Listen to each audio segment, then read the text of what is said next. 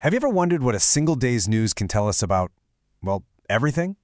That's what we're going to do today. We are freezing time right here on Friday, March 13th, 2026, to see how all these different stories about conflict, the economy, and culture are actually connected.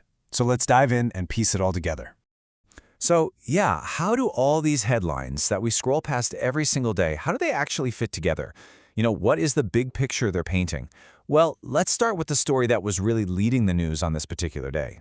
And our first story, yeah, it's a big one. It's the one that's really got the world on edge, a major geopolitical flashpoint that is getting hotter and hotter in West Asia. The whole situation is, frankly, on a nice edge. We're seeing this incredibly dangerous cycle of strikes and counterstrikes playing out between Iran, Israel, and the United States. And this isn't just happening in one spot. No way. It's threatening to pull the entire region into a much bigger conflict. So you might be asking, why does this matter to the rest of us, all over the world? Well, it comes down to this one tiny-looking piece of water, the Strait of Hormuz.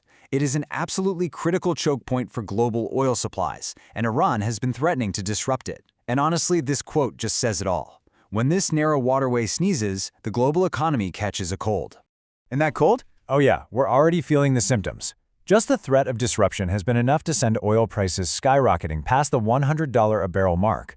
That's a direct hit to the global economy, and it's a pretty stark reminder of just how fast faraway conflicts can affect every single one of us. But, and this is what makes looking at a single day so interesting, at the very same time, literally half a world away, a totally different story is unfolding. While global markets are getting spooked by those rising oil prices, the news on this day brought a surprisingly positive economic forecast for India. And this is where the plot really thickens. I love how the source material puts it. While the global economy is having what it calls a mild panic attack, India's is showing some incredible resilience. And what's the secret sauce? The key difference seems to be that it's being fueled by strong domestic demand. That makes it a bit of a shock absorber against all those global tremors we're seeing. And here it is, the headline number behind all that optimism. Fitch Ratings actually upped its growth forecast for India. They've pegged it at a really strong 7.5%, which keeps it right up there as one of the fastest growing major economies on the planet.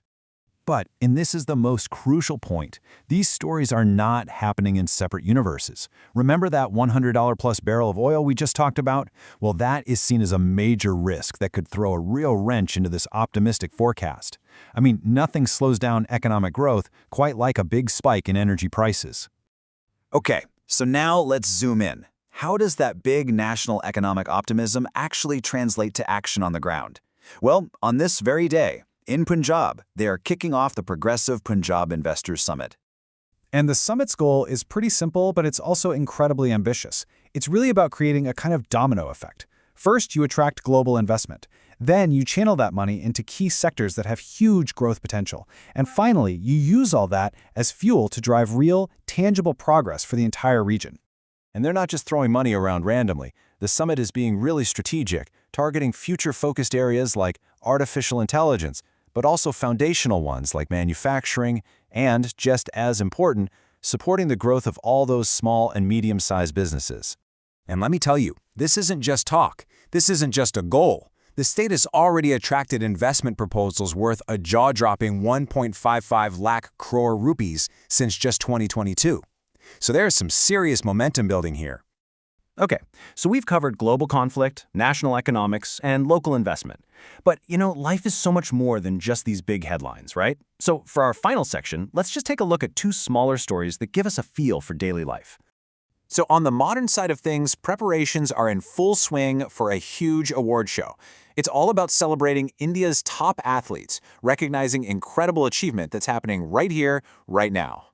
And at the exact same time, so many people are marking the day according to ancient traditions.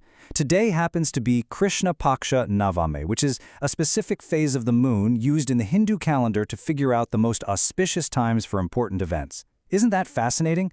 Whether you're using a digital calendar to plan an award show or a lunar one to plan a ritual, it all comes back to this fundamental human need to organize our lives and mark the passage of time.